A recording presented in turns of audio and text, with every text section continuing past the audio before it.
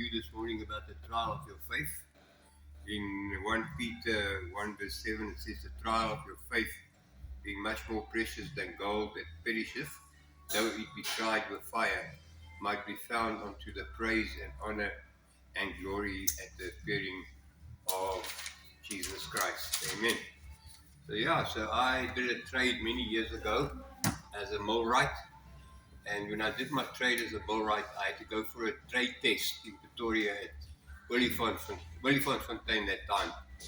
After I did my trade test and I passed, I got promotion. And I became a qualified millwright, and I got an increase in pay about 10 times of what I had before, or what I was being paid, because now I was qualified. Amen. So even in life, there's a trial of your faith, and if we pass that trial of our faith, we will be promoted. Amen. So don't become discouraged when you go through tough times, because at the end of the day, all things are working together for good to those that love God. So the first trial of our faith, I think, that we can experience is sometimes misunderstandings. Amen. In the Bible, you find with Joseph, when he told his brothers that one day I was going to become a prince, you guys are going to bow before me.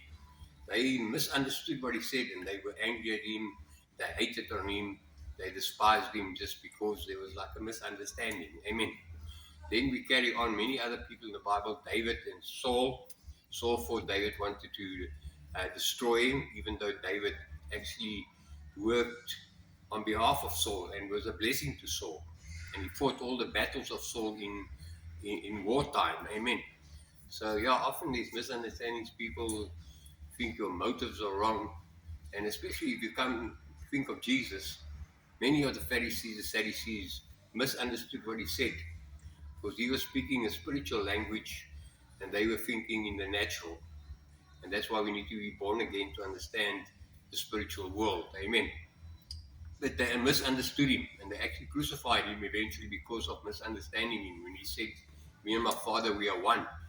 And they thought that's blasphemy. You can't, as a man, claim to be God. And so misunderstandings will come to us all. And people will persecute us. And our faith will be tried by it. Amen. Then the next thing that can happen to us is that we go through a spiritual drought. David speaks about going through the valley of the shadow of death. That valley of the shadow of death speaks about, they quoted, the dark night of the soul, when you go through a spiritual wilderness. Jesus was in the wilderness being tempted by the devil. Moses, he was 40 years in the desert. Amen. You can't imagine, no wonder he was such a powerful man of God, because he was tested and tried over and over for 40 years. The shepherd boy that became the mighty leader of Israel, that took them out of the slavery into the promised land. Amen. So many people in the Bible went through tough times, through desert experiences. Amen. And you and I will also go through the desert experience. On the way to the promised land, you have to go through the desert, where you'll be tested and tried and proved, so that you can actually be worthy, and your character can be formed, so that you can enjoy a land flowing with milk and honey. Amen. It speaks about the fullness of Christ in your life. So if you go through a drought spiritually, don't give up. Just keep on keeping on. You know the story of the two frogs that fell into the bucket of cream. The one frog thought, I'll never get out of here, and he gave up and he drowned in the cream. The other frog kept on swimming around, hoping that somebody would help him, but eventually the cream turned into butter and he jumped out. So never give up. Amen. Hallelujah. So praise God. Then also financially. Financial trials are the most difficult ones and the most painful ones that we can go through. Paul speaks to the Corinthians. He says that you went through a big trial of poverty that welled up into your great generosity. But they also went through a season, where they had very little. Amen. And God will orchestrate it in our lives, that we'll go through a season where we can only look at him to provide for us. Amen. The Lord is my shepherd, I shall not want. But maybe he will only give you your daily bread. Amen. And that period is painful, but it's working together for good, to know that God is able to make a way for you. You might not have enough for tomorrow, but your daily bread today will be given to you. Amen. And sometimes I even had to go and borrow money at times, which was very painful because I live by faith, and I had to go to somebody and say, please, can you help me? Because now I'm stuck. Amen. But nevertheless, when I look back, it all worked together for good. I want to encourage you, when you go through a financial trial, don't give up. Trust God somewhere, somehow. There's going to be a way out. Amen. God says in His Word, He will not test you above what you can bear. But with the trial, you'll make a way of escape. So never ever give up on God, because He is able to make a way. All the silver and all the gold belongs to Him.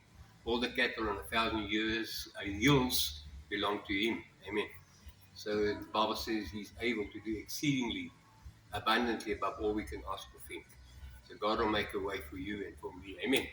Then the final one that we can sometimes be tried by is bad health, feeling weak and frail.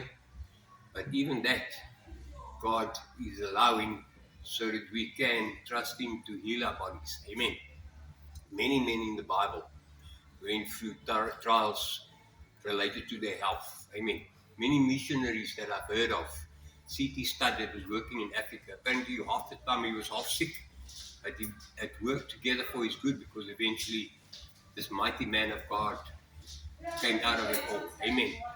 And even though the sickness might be there, it is for a season. Amen.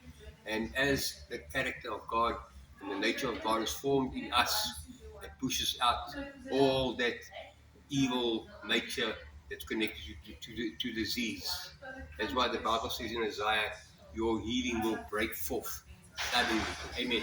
So we just heard about Lee's ulcer. God can heal it, and He will heal it. Even me, I had asthma for many years. I was always healthy, and suddenly this asthma came. But God used it to try my faith, to see if I'll give up or whatever. But today, thank God, I'm 95% out of the asthma. Amen. But nevertheless, whatever trial you may go through health-wise, don't give up. Trust God, seek Him, draw nigh to Him, and you will find eventually that thing will break. Amen. Whatever it may be health-wise. I know a friend of mine that had piles, and eventually God healed him totally. He said, I have got no more. God totally healed me of it. Amen. So no matter what you go through, by the stripes of Jesus, you have been healed. But it might not come immediately. Like the people of Israel, God says, I'm the Lord thy God that healeth thee. It sounds like it was a process. And sometimes it can be immediate, but sometimes you have to bear with it for a while before it breaks. Amen. So I want to encourage you, these 4 things that I mentioned today: misunderstandings, tough time financially, a dry time spiritually, and then sometimes feeling sick or not feeling strong. His weakness, in our weakness, His strength is made perfect. Amen. So I want to encourage you, never give up. If you pass the trial of your faith, you will have a crown of gold that comes upon you in the spiritual world, as it were. And you will be blessed like never before. Think of Job. Job went through all 4 of these things that I mentioned today. He went through all 4 of it. But God restored him and gave him double for the trouble that God allowed. Amen. So don't give up. The best is yet to come. In Jesus' name. If you don't know Jesus, He loves you. He died for you. Open your heart right now and ask Him to forgive your sin, come into your life, to wash all your sin away with His precious blood, and believe that He died, but He also rose again, so that you can be forgiven and have everlasting life. If you're sick in your body, I pray for you right now. By His stripes you have been healed. I rebuke that sickness, whatever it may be, in Jesus' name. In Jesus' name, receive your healing. Hallelujah. Amen and amen. God bless. Amen. Thanks.